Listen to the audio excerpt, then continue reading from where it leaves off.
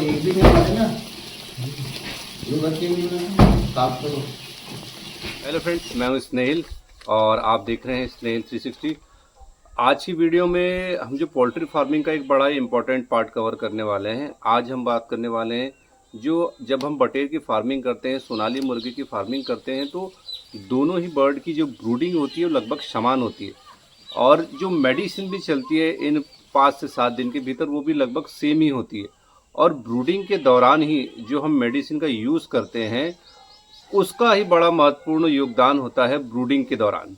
अगर हम बटेर की ब्रूडिंग कर रहे हैं, सोनाली मुर्गी की ब्रूडिंग कर रहे हैं, तो हमको पहले दिन कौन सी दवाई देना है, दूसरे दिन कौन सी दवाई देना है, तीसरे दिन कौन सी दवाई देना है, चौथे दिन कौन सी दवाई देना है, पाँचवें दिन कौन सी दवाई देना है और कितनी मात्रा में देना है, कैसे देना है, कब देना है, इसका जो नॉलेज है बहुत सारे हमारे किसान भाइयों के पास रहता नहीं है। और पहले दिन से ही वो, अगर उनके पास नॉलेज नहीं रहेगा तो अगर पहले दिन से वो उल्टी सीधी दवाइयाँ देने लगेंगे तो हमारा बर्ड जो होता है, चिक्स जो होता है, वो स्ट्रेस में आ जाता है। और स्ट्रेस में आने के बाद उसमें पहले दिन तो उसको किसी तरीके का नुकसान नहीं होता है, 2-3 दिन बाद उस स्ट्रेस से उसकी डेथ होने लगती है और हमारे चिक्स का जो मोर्टिलिटी रेट है वो एकदम से बढ़ जाता है। और हमको समझ ही नहीं आता है कि भाई हमारे चिक्स की इतनी मोर्टिलिटी क्यों हो रही है, कैसे हो रही है। तो ब्रूडिंग के पहले दिन से ही, पहले घंटे से ही हमको ये ध्यान में रखना होता है कि कौन सी मेडिसिन देना है, किस मेडिसिन से हम स्टार्ट करेंगे। तो आज की वीडियो में मैं पूरी तरीके से जो हमारी पहले दिन से लेके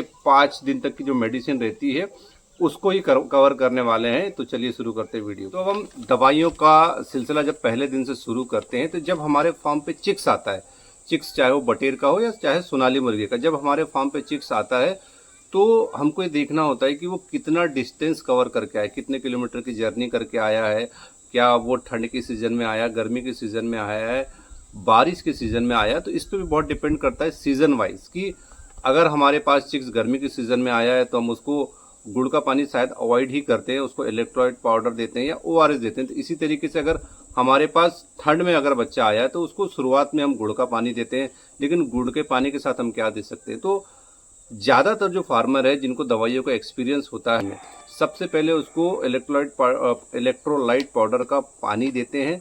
और इलेक्ट्रोलाइट पाउडर का पानी देने का सबसे बड़ा जो इसके पीछे का जो रीज़न होता है वो ये होता है कि इलेक्ट्रोलाइट पाउडर या इलेक्ट्रॉल पाउडर जो है हमारे चिक्स का स्ट्रेस कम कर देता है।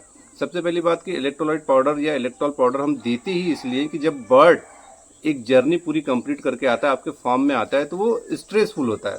उसकी कंडीशन जो ऐसी होती है कि वो काफ़ी लंबी जर्नी कर लेता है, तो उसके अंदर थोड़ी सी थकान भी होती है, उसको थोड़ी सी चिड़चिड़ाहट भी होती है क्योंकि वो बॉक्स में काफ़ी समय तक पैक रहता है। तो उसको नॉर्मल कंडीशन में लाने के लिए हम उसको इलेक्ट्रॉल पाउडर देते हैं पानी में मिला के। इलेक्ट्रॉल पाउडर हम उसको जब देंगे तो उसकी एक मात्रा भी फिक्स होती है, हम उसको मनचाहे ढंग से नहीं दे सकते।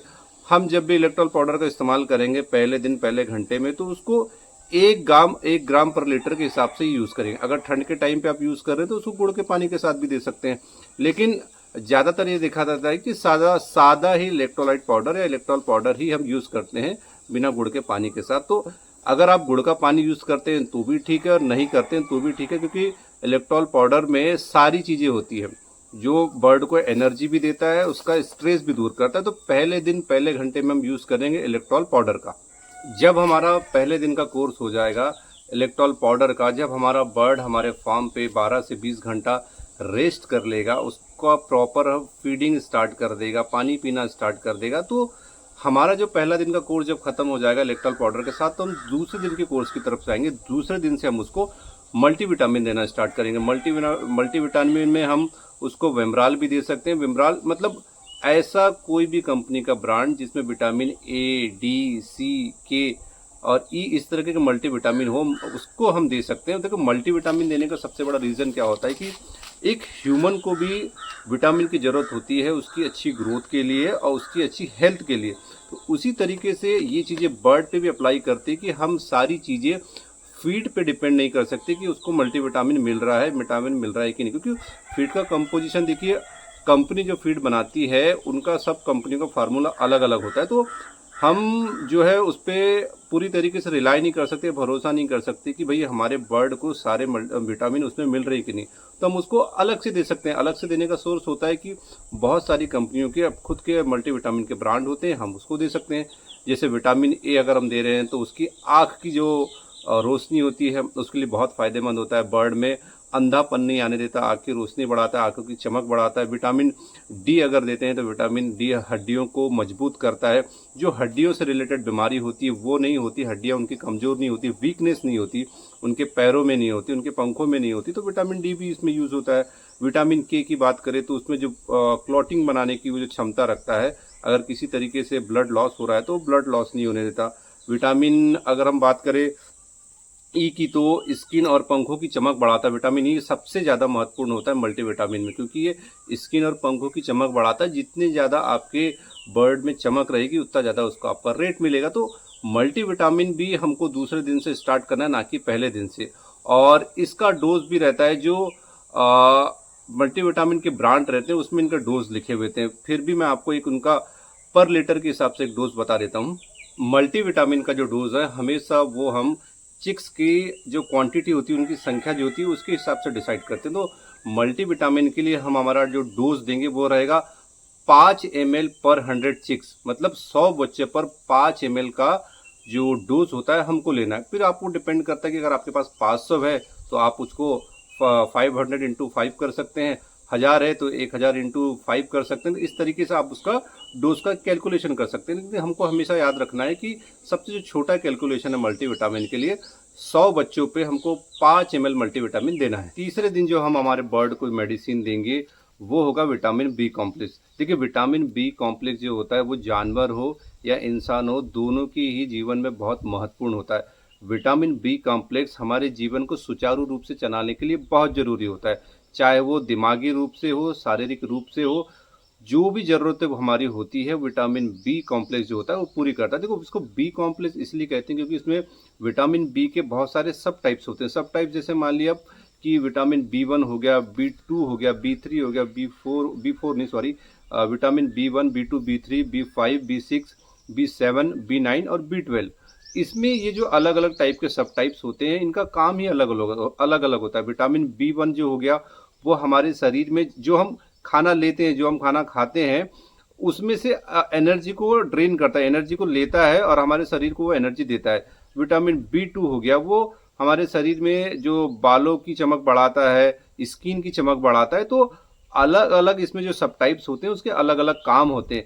हमारे शरीर को सुचारू रूप से चलाने के लिए इन पूरे सब टाइप्स की जरूरत होती है, जिसको हम विटामिन बी कॉम्प्लेक्स कहते हैं। तीसरे दिन जो हम देंगे vitamin B complex, B complex को देखिए, बी कॉम्प्लेक्स के आप 2-3 ब्रांड आपको मार्केट में मिल सकते हैं, जैसे ग्रोवीप्लेक्स हो गया, एमबीप्लेक्स हो गया।